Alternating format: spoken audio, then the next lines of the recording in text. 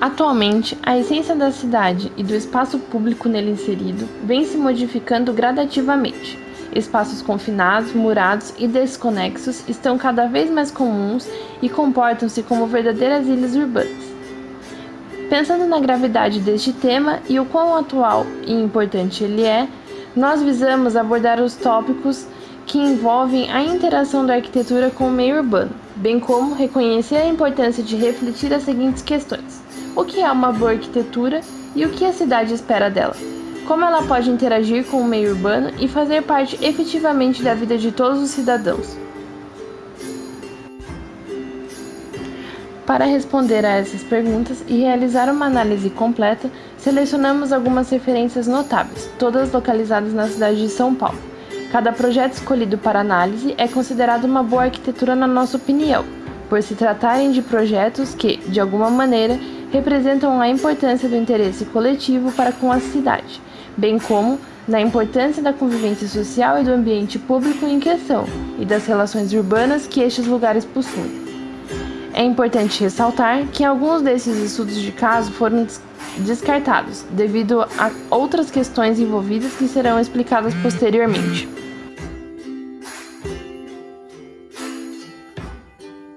Localizada na região do Grajaú, da Zona Sul de São Paulo, a intervenção urbana concluída em 2012 no Complexo Cantinho do Céu é de autoria do escritório Boldarini Arquitetos Associados e teve como objetivo principal valorizar as inter-relações sociais com o meio urbano, de modo a enaltecer a importância do ambiente público para os moradores da região. Intervir em um local ambientalmente importante, extremamente adensado e precário em relação à sua infraestrutura foi o principal desafio enfrentado pela equipe. Foi preciso compreender as necessidades do local, bem como as hierarquias viárias e as relações sociais, para que assim fosse possível realizar a requalificação do espaço de modo que promovesse relações de interatividade com o meio urbano já existente. A organização do Cantinho do Céu visou em promover melhorias em todos os aspectos, possuindo como diretrizes as mudanças em relação à infraestrutura, saneamento, acessibilidade, conectividade com a malha urbana e ao vínculo ambiental da população local com a represa Billings. Para isso, algumas das habitações próximas às margens da represa tiveram que ser desapropriadas, propiciando condições favoráveis para o projeto de um parque, que possui como intuito valorizar as relações de interação social entre os próprios moradores, bem como o apreço ambiental com a represa. O acesso ao parque se configura através de uma via compartilhada entre carros e pedestres e conta com uma diversidade de equipamentos públicos.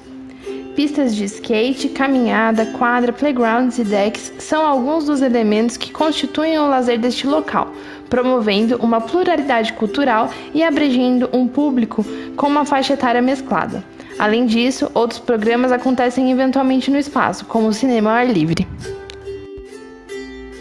Em visita ao local, pudemos notar que o acesso à área de intervenção se dá de forma deficiente. Um dos fatores que justifica tal característica é a sua localização na zona periférica da cidade de São Paulo, configurando-se como um espaço residual. Além disso, o deslocamento dentro da própria região não acontece de forma intuitiva e convidativa, fazendo com que a permeabilidade urbana seja uma característica inexistente. Tal fato pode ser justificado também pelas características topográficas e ambientais do local, ou seja, o bairro possui uma dimensão espacial grandiosa, além de contar com a represa Billings, que apesar de constituir um elemento físico e visual importante para a região, atua como um segregador espacial. A região, de caráter humilde, possui ruas estreitas, rodeadas de habitações e comércios, e estes são muito utilizados pela população local. No entanto, áreas adequadas de lazer e convivência são inexistentes, o que torna a intervenção estudada indispensável. Ao entendermos tal necessidade e importância, conversamos com alguns moradores da região a respeito do projeto proposto pelo escritório Boldarini, a fim de relatar a experiência da população na prática, porém, a grande maioria não o conhecia. Tal indício fez com que a constatação da não permeabilidade urbana fosse afirmada. Sendo assim, apesar de compreendermos a riqueza deste projeto, decidimos abandonar este estudo de caso, devido à dificuldade de documentar os pontos cruciais para o tema do trabalho, bem como a dificuldade de acesso e a falta de recursos para realizá-lo.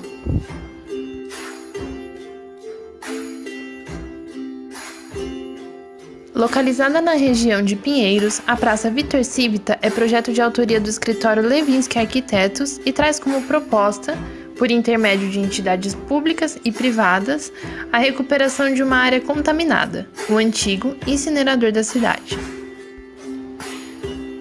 Locado em uma pequena porção de terreno ao lado da editora Abril, o espaço é tratado através do conceito sustentável, levando o usuário a um passeio aos processos desse campo. É composto por um deck elevado do solo, disposto em um único eixo, onde as atividades são distribuídas. Dentre essas atividades, pode-se destacar o Centro de Idosos, a Arena para Shows com arquibancadas, a Oficina de Educação Ambiental e o Museu da Reabilitação Ambiental. Apesar do partido arquitetônico ser coeso, a integração com o tecido urbano é inexistente, já que todo o perímetro do espaço é cercado e o único acesso disponível para o público é um pequeno portão. Assim, a transição entre a cidade e a praça é limitada, além de não provocar nenhum tipo de sensação ao usuário ao cruzar essa barreira. Além disso, a organização do espaço acaba por tornar a praça como uma rua sem saída, forçando o visitante, ao chegar ao final desta, dar a volta e sair por onde entrou, negando a permeabilidade urbana.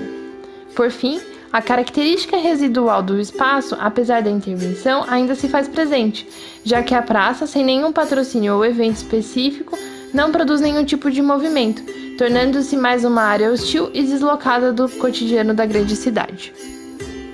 Compreendemos a importância da recuperação de um espaço antes abandonado e o trabalho sustentável que foi feito no local, mas, infelizmente, ao visitá-lo e a partir da análise citada acima, concluímos que este não atendia às expectativas do tema escolhido e, portanto, decidimos abandonar o estudo de caso.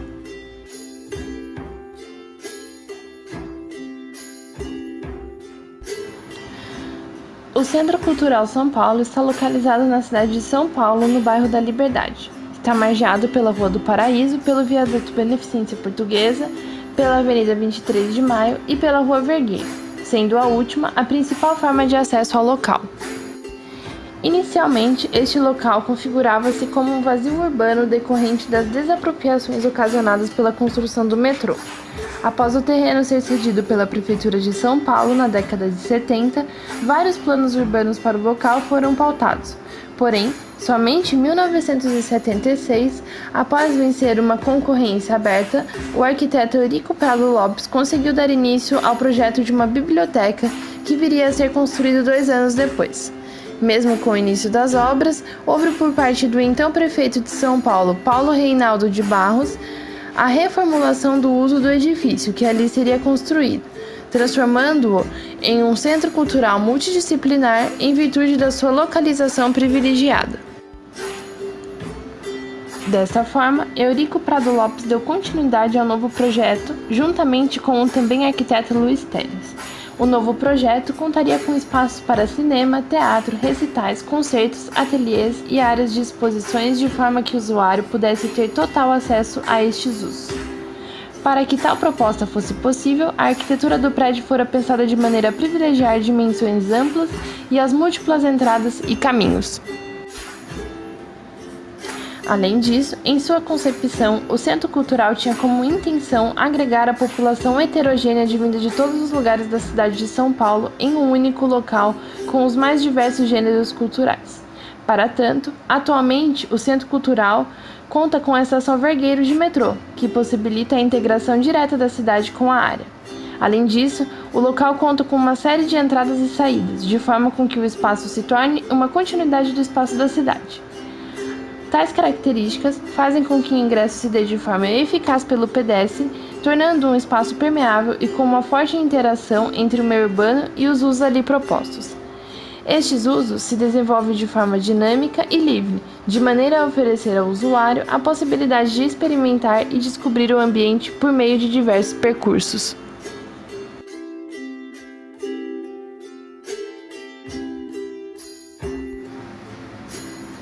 Inaugurada nos anos 70, a praça está localizada entre a Rua da Consolação e a Rua Augusta, na região central da cidade, configurando-se como um elemento icônico paulistano.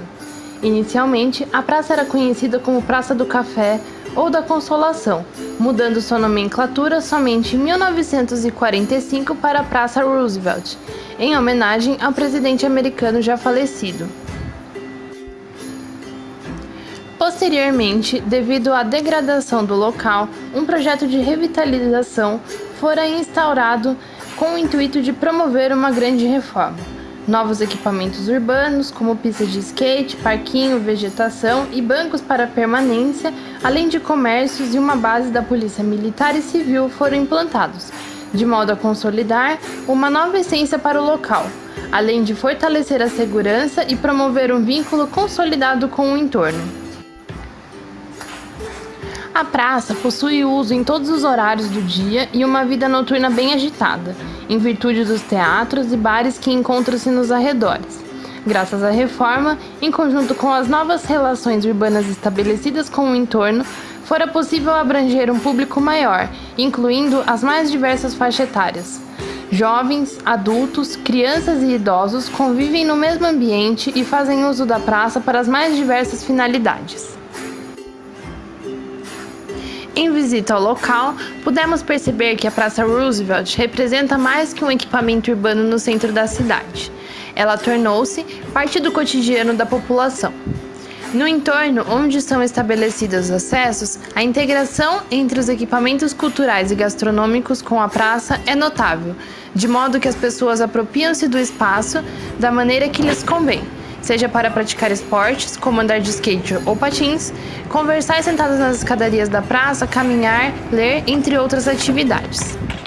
Além disso, foi possível perceber que a maneira como a praça está implantada, bem como sua localização no meio urbano, permite ampla acessibilidade por todos os lados, fazendo com que a transição entre o entorno e a arquitetura se dê de forma convidativa e ao mesmo tempo natural, propiciando ao usuário várias possibilidades de percurso.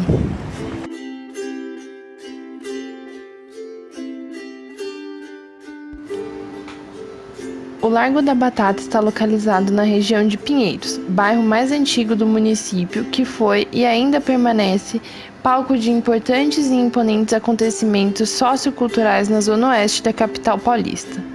Em seu entorno, encontram-se vias importantes, tais como a Avenida Brigadeiro Faria Lima e a Rua Teodoro Sampaio, que em dado momento transforma-se na Rua Paz Leme, culminando na Avenida das Nações Unidas, via importantíssima para o fluxo viário da cidade.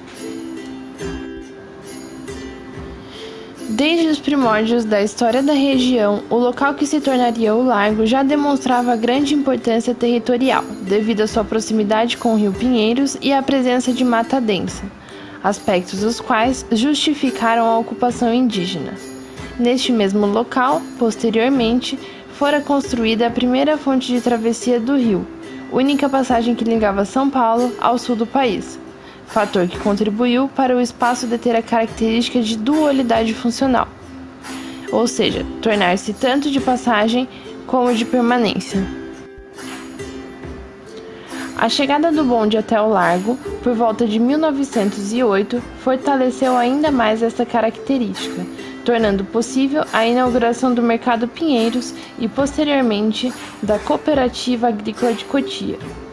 Juntos, estes três equipamentos importantíssimos ajudaram a definir a consolidação da área estudada como centralidade da região, demarcada pelo comércio local e pelo fluxo intenso de veículos e pessoas.